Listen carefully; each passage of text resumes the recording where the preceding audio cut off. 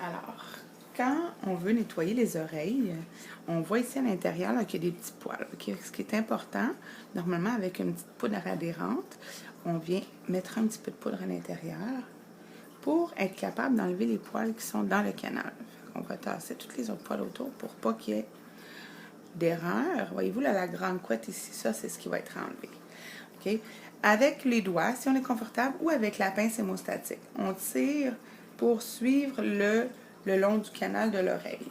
Donc, c'est pas douloureux. Dans le cas de Suzy, elle est habituée. C'est une grande fille. Alors, on vient vraiment, avec nos doigts, tirer les poils. Comme si on veut suivre le sens du canal. Il y a aussi façon de le faire avec la pince hémostatique. Donc, je vais finir ce côté-ci avec les doigts. Je vais vous montrer de l'autre côté avec la pince hémostatique. Donc, ici, on voit l'intérieur, c'est propre.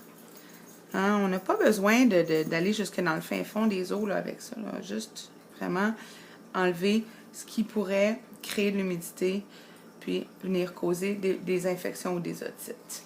Donc, pour la suite, on va faire avec la pince.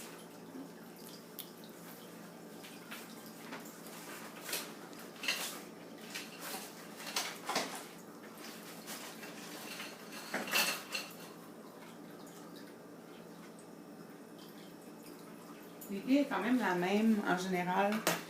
C'est que parfois, ça peut être plus difficile avec nos doigts parce qu'on a des doigts un petit peu plus gros ou dans le cas d'un chien ouais, où il y aurait des sécrétions à l'intérieur ou que c'est humide, des fois la pince va nous apporter un petit peu plus de grip, comme on dit. Donc, avec, on vient séparer encore nos poils.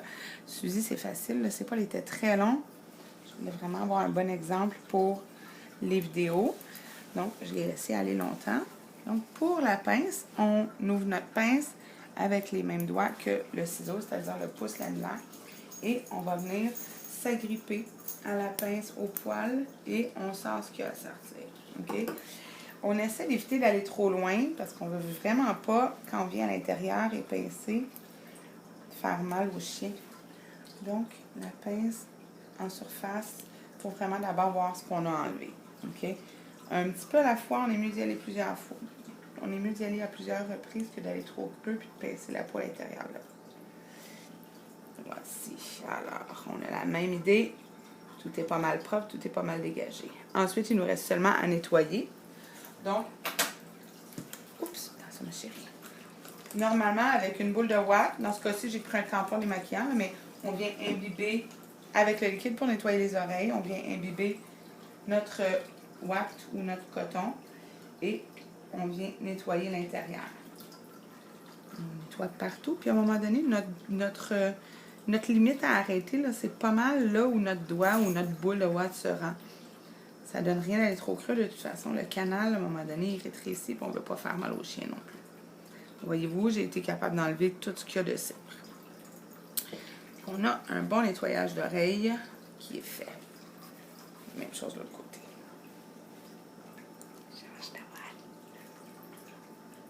Normalement, il faudrait que je change ma ouate entre chaque oreille. Mais là, ici, c'est ma chienne, là, donc je sais qu'on n'est pas à risque, mais j'aurais perdu des points à l'examen pour ça. Hein? Une oreille, une ouate, une oreille. Ma caméraman va me chicaner. Et voilà. Et voilà. Bonne fille, bravo. Et on félicite notre chien.